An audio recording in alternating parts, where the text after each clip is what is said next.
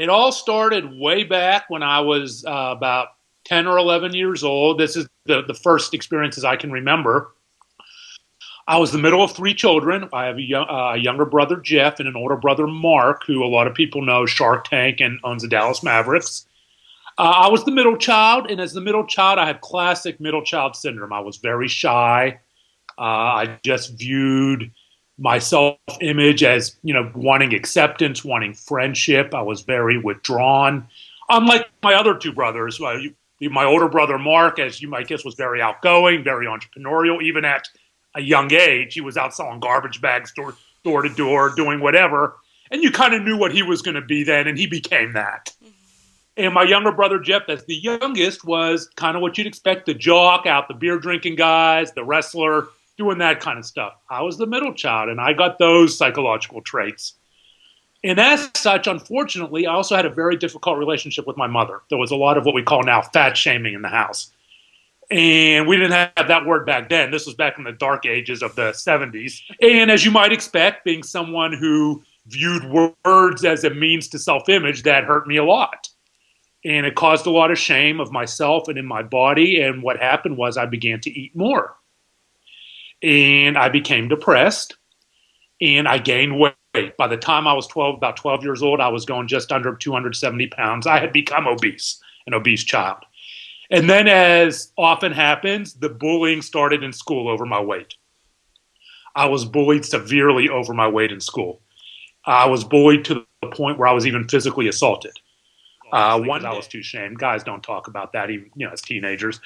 And so I kept it to myself. I internalized it.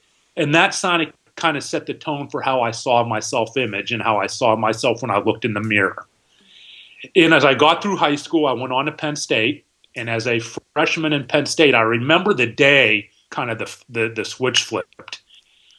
It was my freshman year, and we're all moving in. And I was at a branch campus in Erie called Barron. And we're all moving in, a beautiful fall day. And I was like, yes, this is a new start. I will have friends. I will be accepted.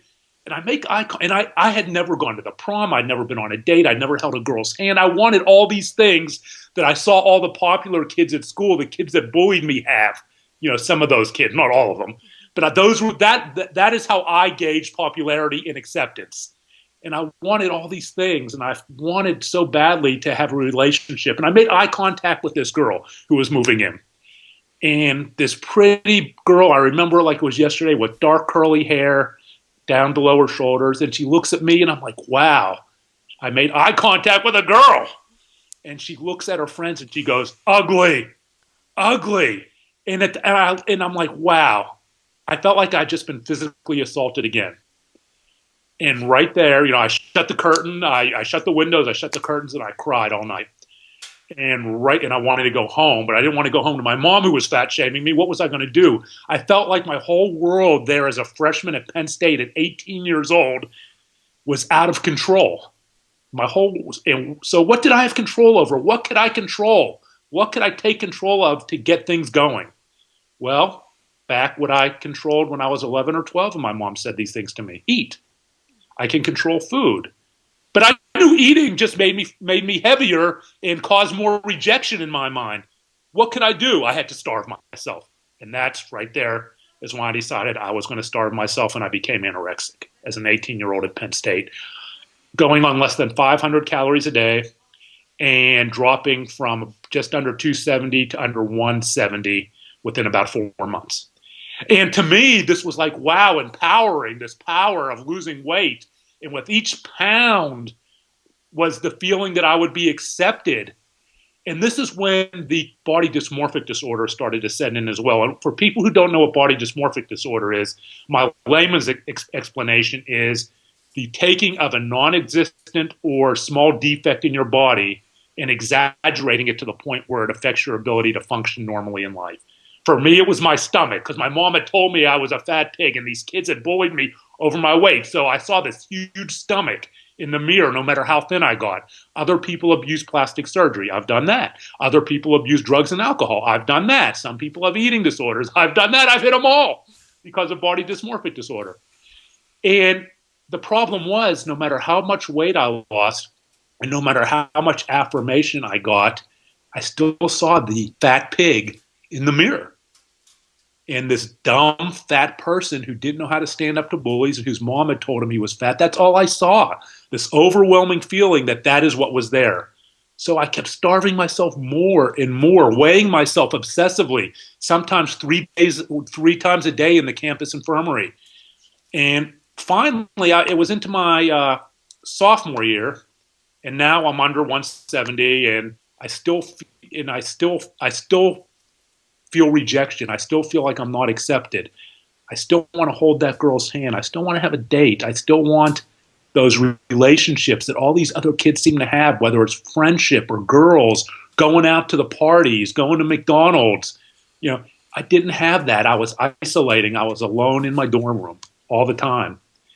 I'm like, it's not working. I got to do something else. I discovered bulimia, binging and purging. I became bulimic. I shifted from anorexia to bulimia. I stayed bulimic from 18 to 45 years old, 27 years. And so now I'm bulimic, and it's my sophomore year at Penn State, and it's not working. And now I moved to the main campus in State College, and I'm still feeling like that. I still feel rejected. And I started running excessively. I started exercising excessively. So now I'm running 20 miles a day. I'm going home and I'm binging and purging as well.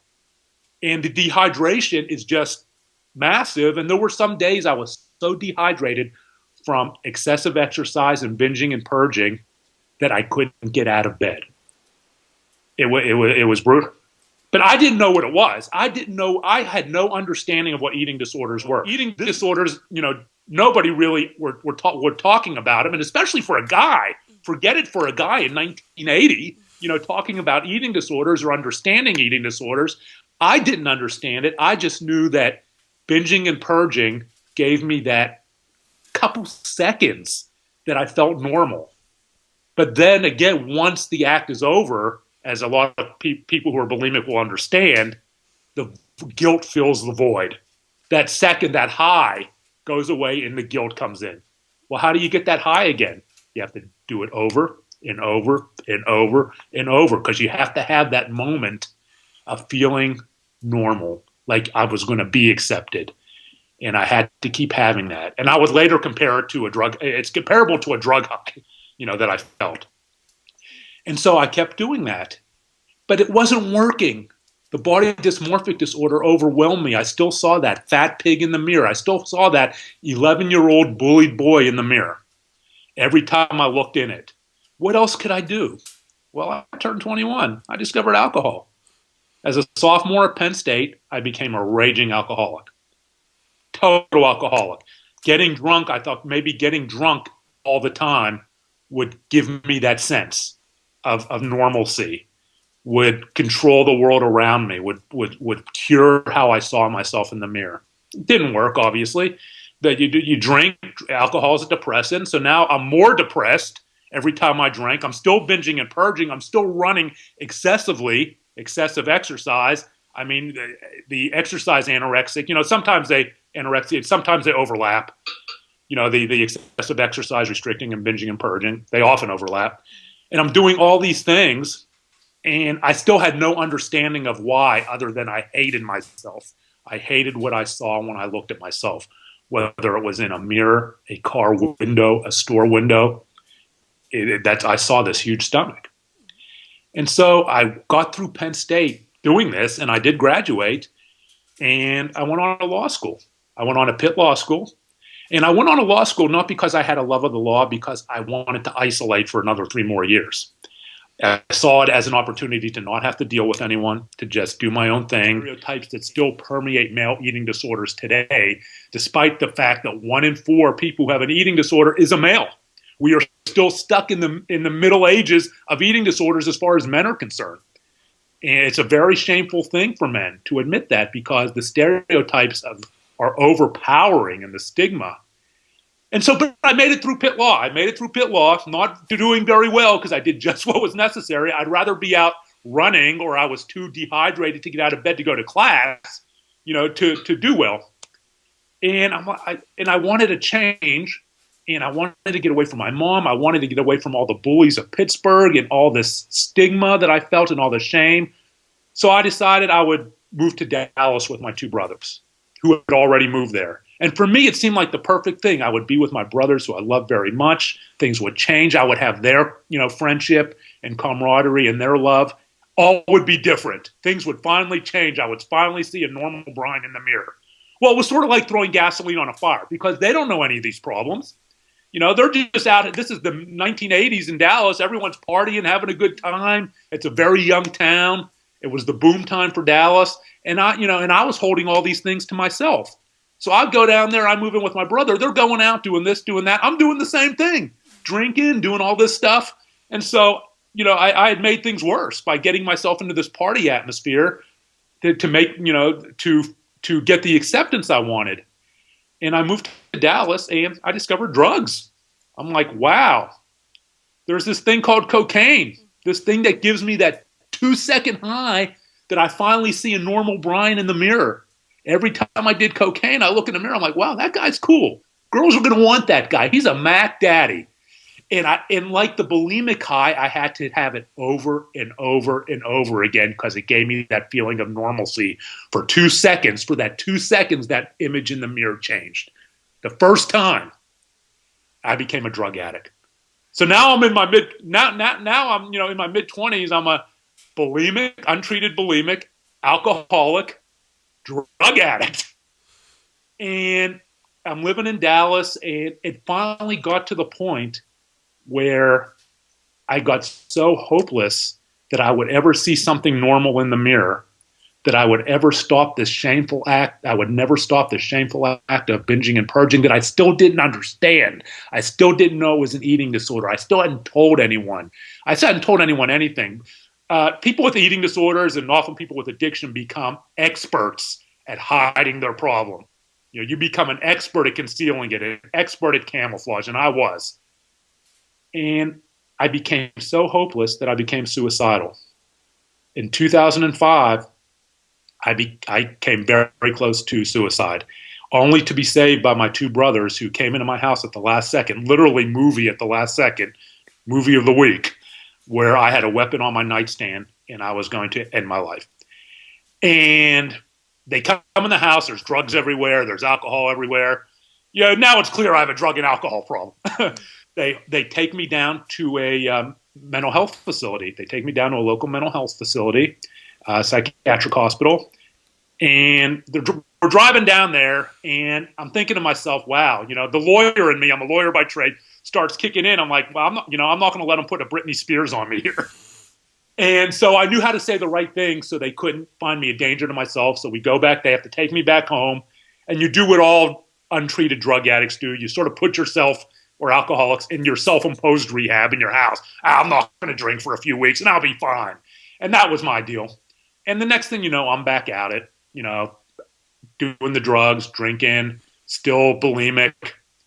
And finally, the cycle became so vicious. It got to the point, and I had 3 marriages. I had 3 failed marriages in that time, that all of them failing because I was so ashamed of who I was that I was unable to open myself up to anybody in a relationship. And now I have a new girlfriend, and for the first year, I was hiding all this from her, and she goes away one weekend, and during that weekend, I go out with some buddies, and I have a 2.5-day alcoholic blackout.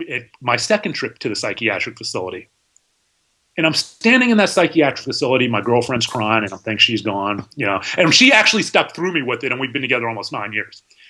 And I'm thinking, she's gone, whatever. And I'm thinking, you know what? If I don't have another trip back here. This was kind of my aha moment in 2007. I don't have another trip back here. I will be dead. Next time, my brothers won't be there to save me. I will look into that abyss one more time, and I will be dead. But the next thought was, I'm also about to lose my family. Because family may love you unconditionally, but there are limits on their willingness to see you destroy your life and yourself if you are not going to take some steps to put yourself in a position to recover. They'll stick by you if you're working it and working recovery, but they don't want a drug addict, untreated bulimic, alcoholic around their kids, they're going to distance. I wouldn't want me around their kids either. I would distance. And so they'll distance. And they hadn't told me that. My brothers hadn't told me that. My father didn't know about any of this. But I felt that. And right there, I was like, I can't let that happen. Because our father, who was also the middle of three children, raised us every day growing up. He said, sons, Mark, Jeff, Brian, wives may come and go. You hope they don't. But they do. For me, they have. Girlfriends may come and go. But when push comes to shove, all you have is each other. Never abandon each other. Always call each other. Brothers, brothers, brothers. That bond of brothers. Always be there no matter what happens. And I wasn't about to lose that. I couldn't lose that. That would be death to me. That was worse than death. Disappointing my father and disappointing my brothers and breaking that bond. So the next day, I decided right there that it was time. It was time to take the first step of recovery, which is getting honest. The next day, I walked into my shrink, who I had been seeing for a couple years, treating for depression and lying to him about everything. People say, well, how could he not know? How could your shrink not know? Well, they're not clairvoyant, okay? If you're an expert in concealment, you can fool a shrink too, believe me. And treatment providers also, maybe they have there's also can be an issue of they assume you're being honest with them because you're paying them. Why, if you're paying me these hundreds of dollars an hour or whatever you pay, why wouldn't you be honest with me? Well, let me tell you something. Shame knows no hourly rate. Shame overpowers all, including the dollar. So it doesn't matter. If you're afraid of being judged by your psychiatrist, psychologist, whatever, you might hide it. And so it was just about getting medication for depression and lying to my psychiatrist. I walked in that next day and I said, we need to talk. I've been lying to you and I have all these issues.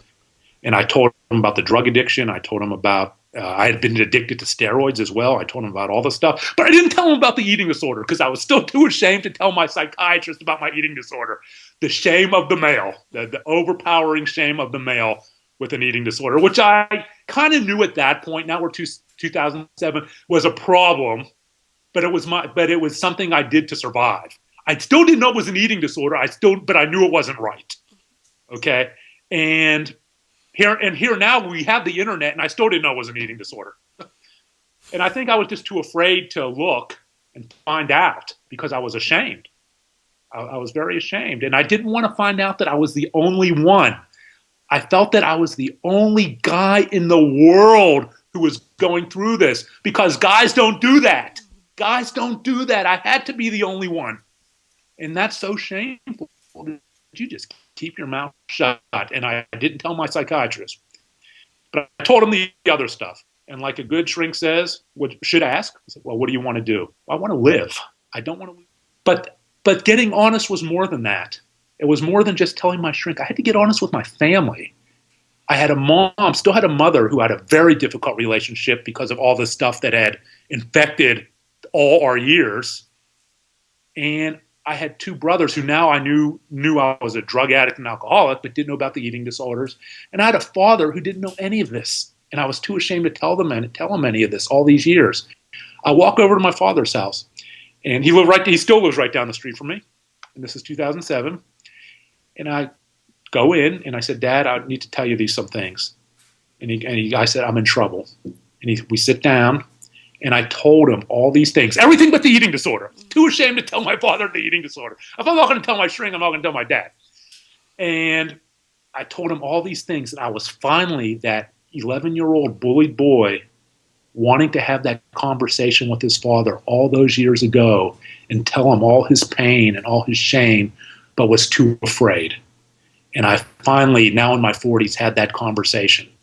And his response was, Brian, I love you. Come move in with me. We'll get through this. The response that little boy wanted back then. And I got it. And I knew I would get it because that's how my father was raised. That's how he raised us. But now I'm a grown adult. And it's a different mentality than 11 years old. But I was that 11-year-old boy sitting there talking to my father. And so that was really a turning point, and that was like the weight of the world lifted off my shoulders. Then as I went through a lot more therapy, there was a lot of therapy, a lot of medication, a lot of antidepressant medication, which I'm a big advocate of. There is no stigma antidepressants, none. And finally, I was ready to talk to my treatment provider about this shameful thing, this shameful bulimia that I now knew what it was, but I couldn't stop because it still gave me that feeling of the mirror, because there was still that mirror problem. We still hadn't addressed the mirror, the body dysmorphic disorder. That had to be addressed through therapy, lots of therapy. And I finally came clean. I said, I'm bulimic.